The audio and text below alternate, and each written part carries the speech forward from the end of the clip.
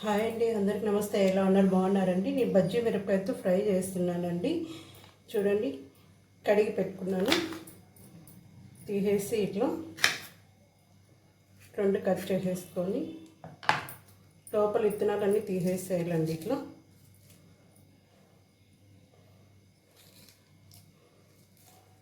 తీసేసి పక్కన పెట్టేసుకొని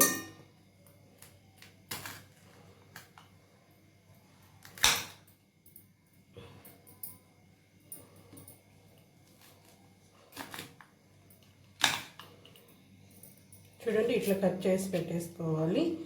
లోపల విత్తనాలన్నీ తీసేసేయాలండి. ఇట్లా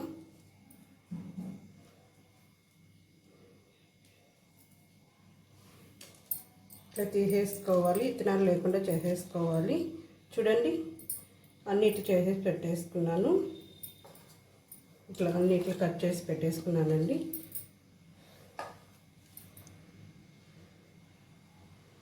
చూడండి, అన్నిటి కట్ చేసి పెట్టేసుకున్నాను. బజ్జీ మిరపకాయలు దీంట్లో వేసేసుకొని సగం కప్పు శనగపిండి,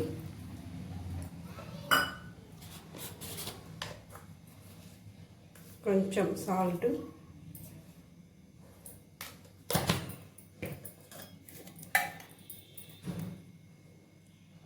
సగం స్పూన్ కారం ఇన్ని కలిపేసుకోవాలి.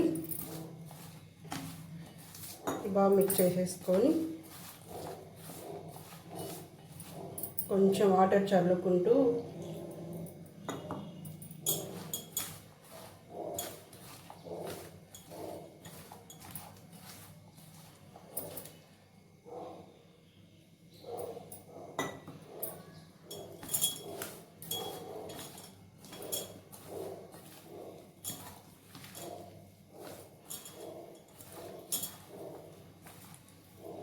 ఇంకా కొంచెం వాటర్ వేసుకోవాలి. కొంచెం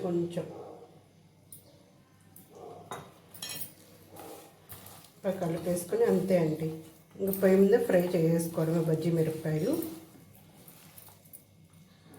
అంతే అండి, ఇట్లా కలిపేసి పెట్టుకోవాలి, ఫ్రై చేసేసుకోవాలి. ఇంకా కొంచెం వాటర్ వేసుకున్నాం, మరి గట్టిగా ఉంది.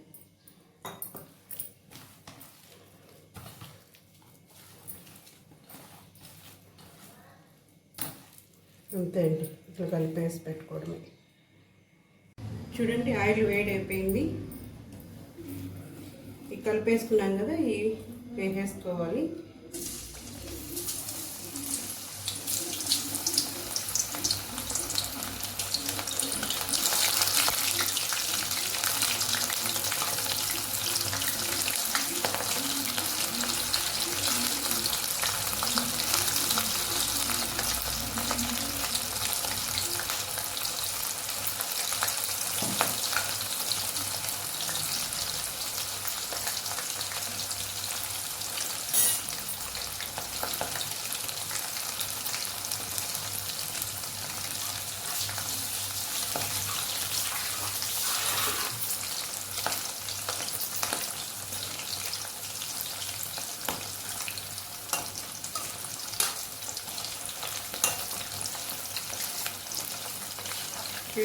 ఈ కలర్ వచ్చి ఫ్రై చేసేసుకొని తీసేసుకోవాలండి.